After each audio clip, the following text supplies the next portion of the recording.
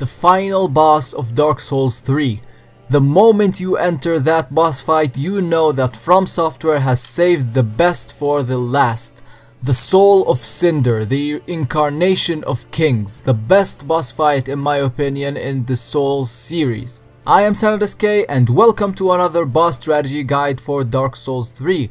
Today we are going to be tackling the soul of Cinder, fought in the Kiln of the First Flame, the final area in Dark Souls 3. Now this boss is very special because he has two phases, but the first phase actually has inside it 4 different phases, and I'm going to be breaking down each of them as each one of them is a separate boss fight. Now the preparation for this boss isn't much. I just recommend getting fire resistance gear and the Dragon Crest shield if you want to use a shield, because it has very high fire resistance. So without further ado, let's go and tackle this boss fight.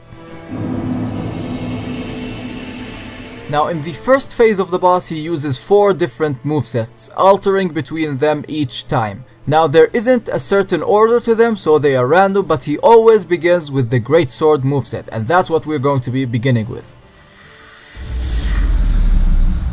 Now the Greatsword moveset is kind of tricky in a way because he does delayed attacks, and this is what we're going to be focusing on for this moveset. Now he has multiple attacks where he can delay his combos through them, and he can always get you if you do not know how to react. But I have found a very simple way to actually not get hit because of his combos. Now if you see him do this horizontal attack with the Greatsword, which is like a normal R1 for a Greatsword, what you need to do is get a shield, any shield, not just the Dragon Crest shield, anything, you just want it just in case. Now once he does the R1 attack, I'm gonna call it the R1 attack, this attack, you just roll through the first one and then immediately keep holding up your shield. Now one of 2 cases is gonna happen. Either he was going to continue with a consecutive attack immediately, which you will be able to block, and then you will roll through the third attack, or that he will delay the attack. Now if you are blocking, if he does a delayed attack, you are basically blocking, you didn't start the roll, so this time you will know that he is going to attack and then roll to avoid that attack, reacting to his delayed attack and then rolling through the third attack normally. It is very simple, just when you try it yourself it's gonna be very simple. The second attack is where there is actually 3 variations of it, is where he buffs his sword with flames, and then one variation of them is he thrusts his sword, just roll to the right through this one, it's very easy. The second one is where he does 3 uppercut attacks, just when you see him do it, just roll to the right as soon as you see him attack each of the uppercuts. But the third one is the delayed one. Now when you see him, he's going to be thrusting. Now you normally roll to the right, but then he continues the attack by just going slow motion and then spinning and then attacking once again. Now you need to focus if he does this. Just keep your lock onto him, and if you go to the right to thrust and he didn't finish the attack, just wait for him until he wants to initiate the second attack and then just roll through it like any other attack. Very simple. He has multiple other attacks like a thrusting attack, uppercut attack, and he also does a backslash if you are behind him. Now once you hit him enough, he's going to be changing his moveset. The next moveset I'm going to be covering is the Sorcerer one, because it is a very easy one, and this is where you want to do the most damage on him, because it is very easy to hit him in this phase. Now one of the very first attacks that he's gonna do is that he does crystal soul beads around his head. Now these ones can continually be spawning as long as he has this blue aura around his body, but what these do basically is when you are close to him, they launch at you when you are close to him, and they are very easy to avoid, you could just roll through them. But the problem is that when he mixes them with another attack such as the Soul Greatsword, and this was a move that was done by a lot of PvPers in Dark Souls 2, it was a very good technique to use intelligence like this.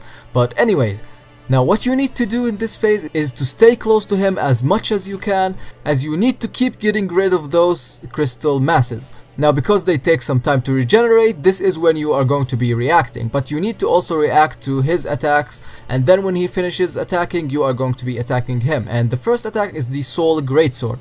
Now this one, just simply roll through it, but if he has the soul masses around him, and this can kind of get tricky because you might roll through the soul greatsword, but the soul masses are gonna hit you and you're gonna take a lot of damage. So if you're not confident enough that you are close to him and that you're not going to be avoiding it, just use a shield to block the magic attacks, or this attack in particular, because the other ones are easy to roll through.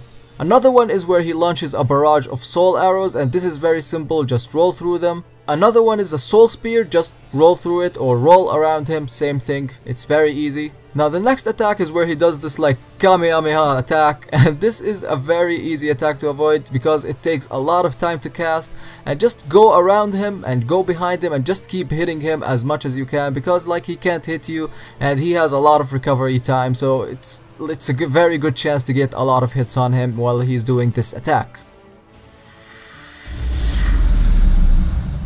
The next moveset is the curved sword moveset, and this is the most dangerous one out of all the movesets. So for this phase he uses pyromancy, he can throw fireballs at you, and when you are close to him he uses this combustion attack, and he can also cast power within on him, and he also uses poison. So for this phase you are not going to be attacking him ever. What you need to do is just lock onto him, and when you just keep like moving backwards, and when you see him attacking just keep rolling backwards, rolling backwards, rolling backwards until this phase ends. It's gonna end soon, it doesn't take much time, like maybe 20 seconds, and then he switches to another moveset, so you need to wait. Now why do you not want to attack him? Because, and this is for all phases, if you keep hitting him he's going to be staggered on the ground, but in this specific phase if you hit him while he is being staggered, there is a 90% chance that he is going to parry you and riposte you. Like this, like after I played with him like 100 times I realized that he can parry you, literally.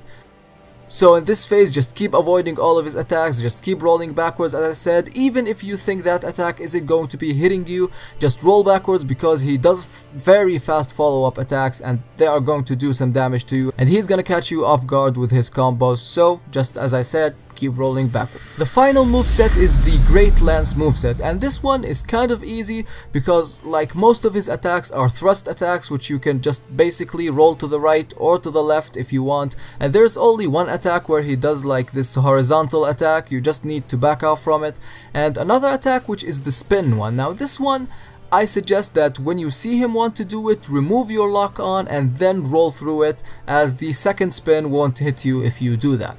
Also in this Great Lance moveset he can use Wrath of the Gods, which is basically an area of effect attack. Just you want to be careful of this one because it can hit you for a lot of damage, and he does it very quickly, so you need to react fast to it. So when you see him do this animation, immediately just roll backwards. Do not try to roll through it because you might get hit with the after effect of it. He can also heal in this phase and like cast an effect on him which keeps healing him over time. So like if you can stagger him before he does the healing animation, it will be very good for you and it will make the boss easier kind of. Now once you finish up his health, he is going to be turning into his second phase, and this is where I literally teared up when it happened, because this is the First Lord moveset. Phase 2 music begins, Gwyn's music begins to play, just oh my god. You are literally fighting Gwyn right now. The Soul of Cinder is now using the First Lord's moveset, and this is the exact same moveset from Gwyn in Dark Souls 1, in addition to some more amazing attacks. Now first and foremost, when you first begin this phase, he is going to attack once and then begin his 6-hit combo. Now this is the most dangerous combo of all time because it can basically kill you.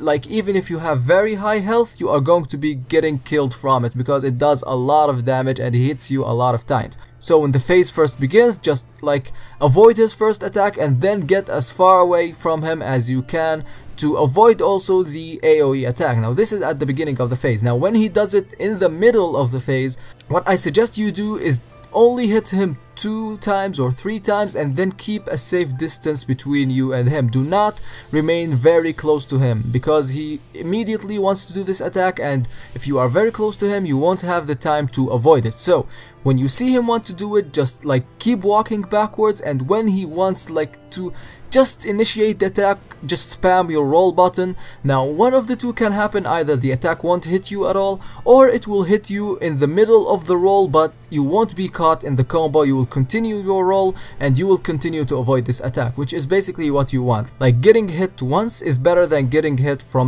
the entire combo. Now all his sword attacks are very easy to roll through, but he uses lightning miracles as well. Now what you want to do is, when he uses his sunlight spear, he thrusts it onto the ground. If you have kept the safe distance between him, just roll backwards, it's very easy. He also might like go backstep backwards and then like launch a barrage of sunlight spears at you, and it's very easy. Just roll through them when they are close to you. They are very simple to avoid. Now once you have bested the incarnation of lords, you are left with a choice. So what are you going to be choosing? Light, dark, or something else entirely? Thank you for watching this video. I hope you all enjoyed. Now if you're having problem with other bosses in the game, make sure to check out my boss strategy guides. A lot of hard bosses that I've covered, and they are very easy with the strategies. Also, if you are interested in cut and removed content from Dark Souls 3, make sure to check out my playlist for that as well. So I guess I'll see you later. Bye bye.